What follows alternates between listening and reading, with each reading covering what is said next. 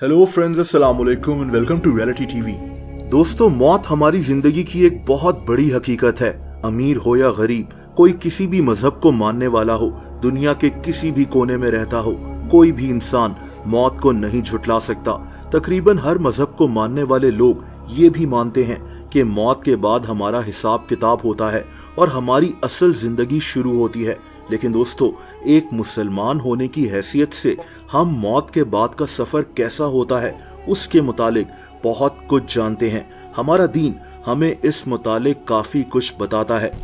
दोस्तों, इंसान पैदा होता है, अपनी जिंदगी गुजारता है और कब हमारा ये सफर खत्म हो जाता है हमें पता भी नहीं चलता।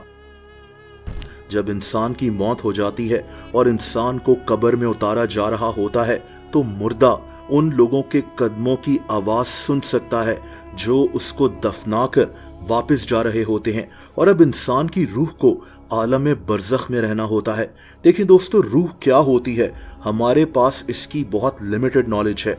अल्लाह ताला कुरान पाक में सूरह इस्रा में फरमाते हैं, और तुमसे रूह के बारे में सवाल करते हैं, कह दो कि वो मेरे परवरदिगार की एक शान है और तुम लोगों को बहुत ही कम इल्म दिया गया है। यानी दोस्तों, रूह के मुतालिक हमारे पास बहुत कम इल्म है, लेकिन हम कुछ बातें जरूर जानते हैं, जैसा कि आलम बरज़ख की जिंदगी।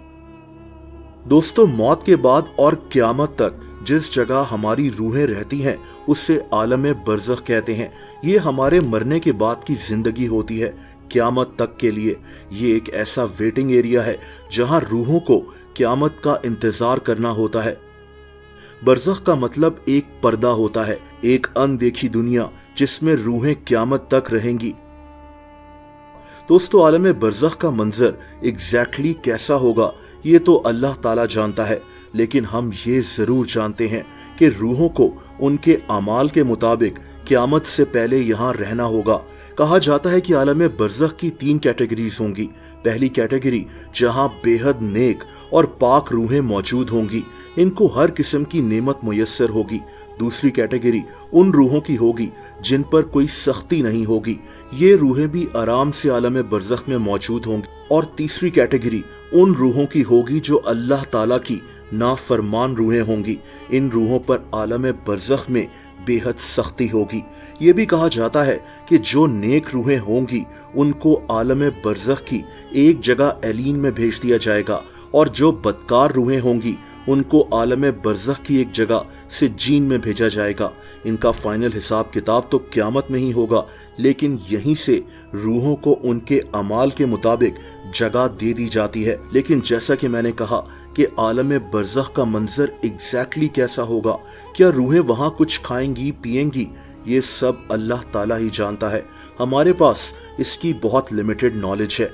लेकिन दोस्तों, हमें अहदीस से ये पता लगता है कि मरने के बाद आलम बरज़ख में नेक रूहें एक दूसरे से मिल सकेंगी।